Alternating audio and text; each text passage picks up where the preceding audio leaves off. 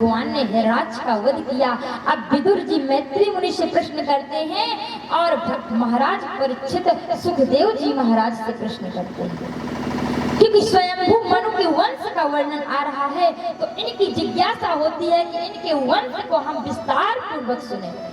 महाराज परीक्षित कहते हैं, स्वयंभुवस्य च मनोरवंशः परम सत्मितः कथितां भगवन् यत्र मैथुनेन धीरे प्रजा।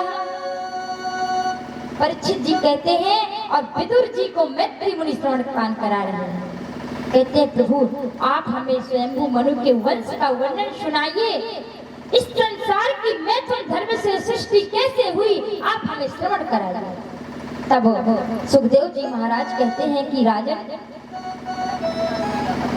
स्वयंभू मनु के दो पुत्र हैं, प्रिय उत्तानपाद और प्रियव्रत। 3 कन्याएं हैं, आकृति, देवहूति और प्रसूति। ब्रह्मा जी की छाया से करदम मुनि प्रकट हुए हैं, तो करदम मुनि को ब्रह्मा जी ने कहा कि आप जाओ सृष्टि की रचना करो, तपस्या करो और सृष्टि का सुंदर विस्तार करो। करदम जी सोचते हैं कि मैं सृष्टि का विस्तार क्यों करूं, मैं तो जा रहा हूं भगवान का भजन करूंगा। करदम जी आज भगवान का भजन करने आए और जैसे ही एक घोंसला में देखा तो जो चिड़िया है ना, चिड़िया के छोटे छोटे बच्चे घोंसले में रहते हैं, तो चिड़िया आती है, दाना लाती है और बच्चों को खिलाती है, उड़ जाती है। जैसे ही करदम मुनि ने देखा तो कहने लगे, अरे इसका जीवन कितना अच्छा है, देखो तो स्वयं भी अपने धर्म का पालन करते हुए इन बच्चों का पालन पोषण कर रही है, कितना सुंदर जीवन है, मुझे भी विवाह करना चाहिए। जब विवाह करूंगा, गृहस्थ जीवन में आऊंगा तो मैं भी 4 जीवों का भरण पोषण करूंगा। करदम जी के भाव बदल गए और वो विवाह की इच्छा से 10,000 वर्षों तक तपस्या की।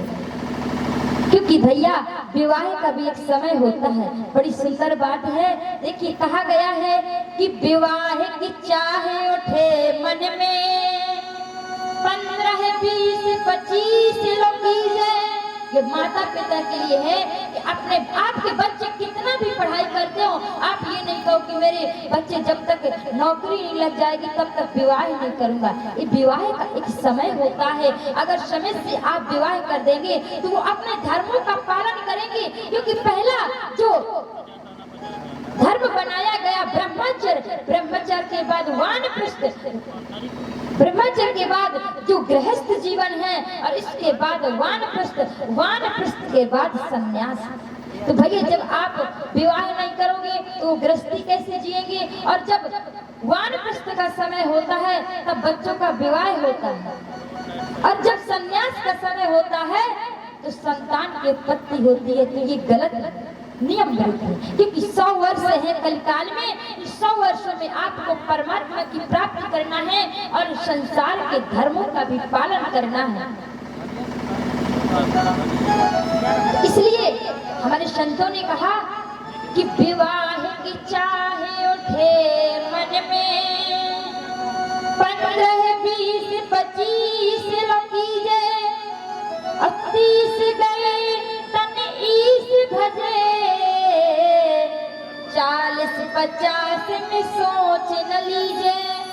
30 के बाद विवाह नहीं करना चाहिए। जो 30 वर्ष के बाद माता पिता अपने बच्चों का विवाह करते हैं तो ये नियम विरुद्ध है, क्योंकि हमारे शास्त्र कहते हैं कि 30 वर्ष के अंदर ही विवाह हो जाना चाहिए, जबकि कन्या का विवाह तो 30 वर्ष कभी नहीं रुकना चाहिए।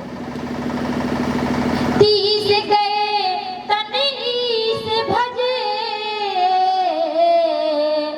40, 50 में सोच न लीजिए। और यदि 50 वर्ष की उम्र निकल गई फिर भी मन में आपके विकार आ रहे हैं तो बताया कि 50 के बाद विकारे उठे मन में तो ज्ञान के प्रकाश से हृदय भर लीजिए।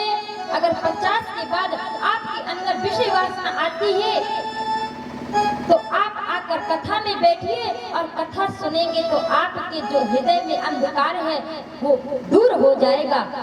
इसलिए काम विकार उठे मन में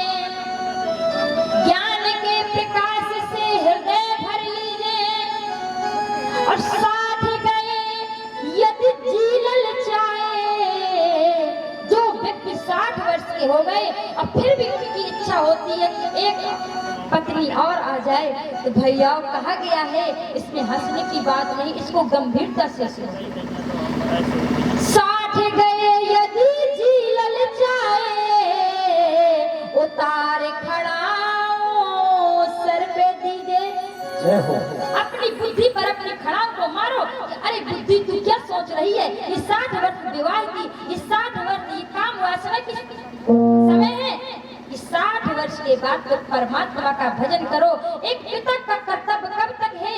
जब तक उसके पुत्री और पुत्र का विवाह नहीं हो जाता।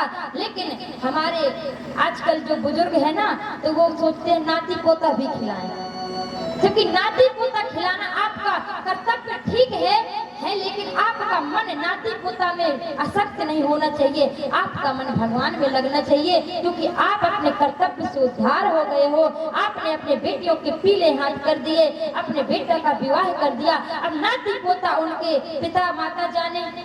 लेकिन भैया कि कलिकाल है और बुद्धि जो है ना बड़ी विकृति हो जाती है, इसलिए जो भगवान की कथा में बैठते हैं उनको ज्ञान होता है, तो वो अपने जीवन में पालन करते हैं।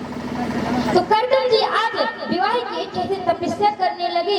10,000 वर्ष तक तपस्या की, और जैसे ही 10,000 वर्ष पूर्ण हुए, भगवान हरि प्रकट हो गए। कर्दम जी के पास आते हैं, कहते हैं कर्दम जी मैं तुमसे प्रसन्न हूँ, मांगो वरदान।